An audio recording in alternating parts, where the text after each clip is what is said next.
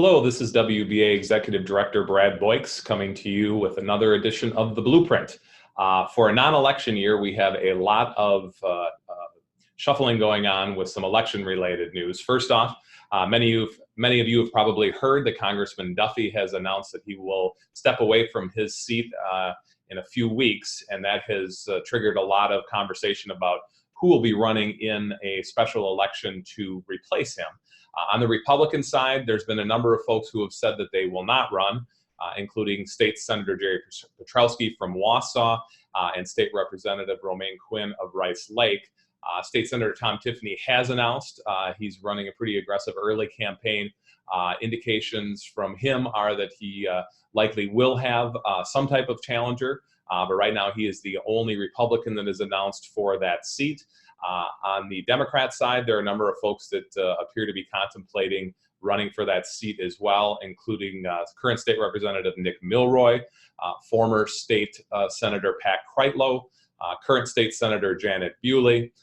There's also been some conversations about some non-elected folks in the Wausau area that might be considering that seat as well. So the first date, again, September 23rd, is when Congressman Duffy will step away from his seat. That will then trigger Governor Evers to call a special election for that district and set the dates for that to happen probably in either late 19 or early 2020. Interesting point, there was recently a Dem operative who was appearing before a panel who said it is probably unlikely that the Democrats will aggressively target this open election. So if that is the case, it looks like whomever wins that Republican primary would have maybe an easier chance than was expected, because the Democrats don't appear to be targeting that special election because the numbers in that seat they don't believe are such that they would have a great chance at winning. Also recently, Congressman Sensenbrenner announcing that he will not be running for re-election. He will actually finish his term, so this election would take place in 2020 along the regular election cycle.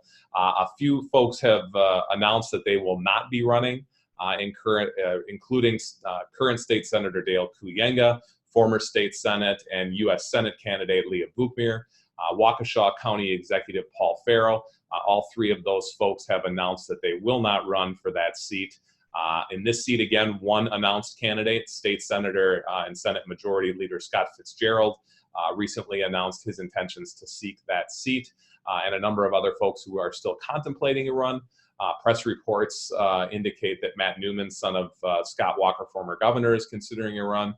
Matt Newman of the Newman Companies also reported to be considering a run.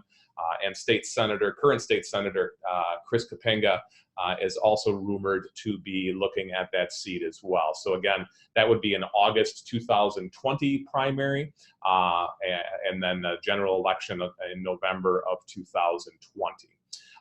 One more bit of campaign item that's been floated out there.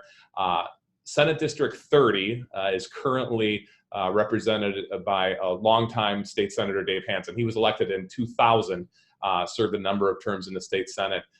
Indications are that he is contemplating retirement as well, and if he would eventually announce that he's not running, that would be an open seat that would be, again, in November of 2020. So a current Dem seat. Republicans have targeted this from time to time over the years, so this would take a lot of attention from both the Republicans and the Democrats if Senator Hansen does not seek another term, and it's been rumored that he is contemplating that. So that's one to keep your eye on in the State Senate as well.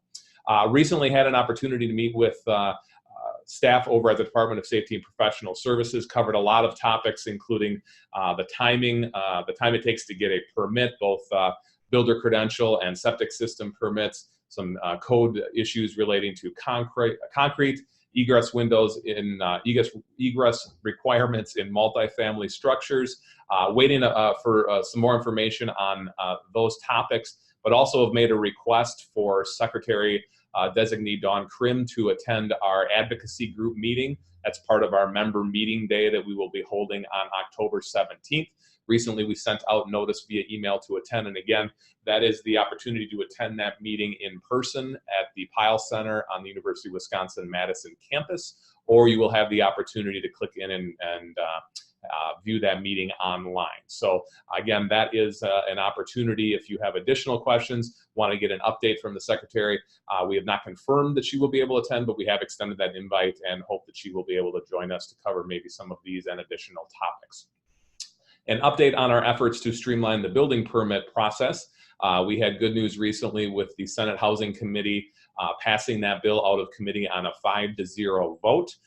The state Senate now needs to sign off on the Assembly version of that bill. That's Assembly Bill 117. You can click the link below for that bill and also to register for our member meeting day. Forgot to add that from the last point.